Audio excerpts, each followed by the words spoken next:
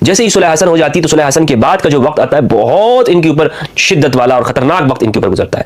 حجر بن عدی رضی اللہ تعالیٰ عنہ صحابی رسول ہے، لیکن آج بھی ہمارے ہاں جو ناسپی مولوی ہیں تقی عثمانی صاحب اور دوسروں سے آپ پوچھیں تو حجر بن عدی کی صحابیت کے منکر ہے۔ کیوں منکر ہے؟ اس لیے کہ انہیں ہاتھ باندھ کر یوں ان کی گردن کو اڑائے گا۔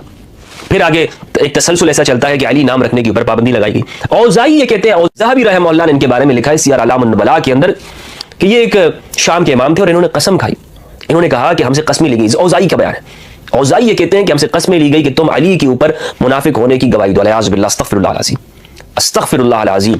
اوزائی کہتے ہیں کہ ہم سے طلاق، ایمان اور عتاق کی، یعنی یہ قسم لی گئی کہ تم علی کو منافق کہو ورنہ تو تمہارے جو غلام ہے وہ آزاد ہو جائیں گے، اور جو تم یہ بیعت کرتے ہو یہ ٹوٹ جائے گی، اور بیعت ٹوٹنے کا مطلب یہ ہے کہ پھر تمہاری زندگی اس کی کوئی حفاظت کی گارنٹی موجود نہیں ہے۔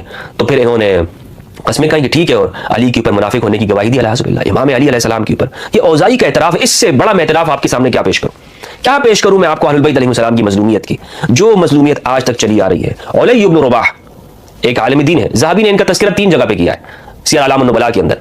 یہ ان کا نام تھا علی بن رباح، لیکن یہ نام نہیں لے سکتے تھے۔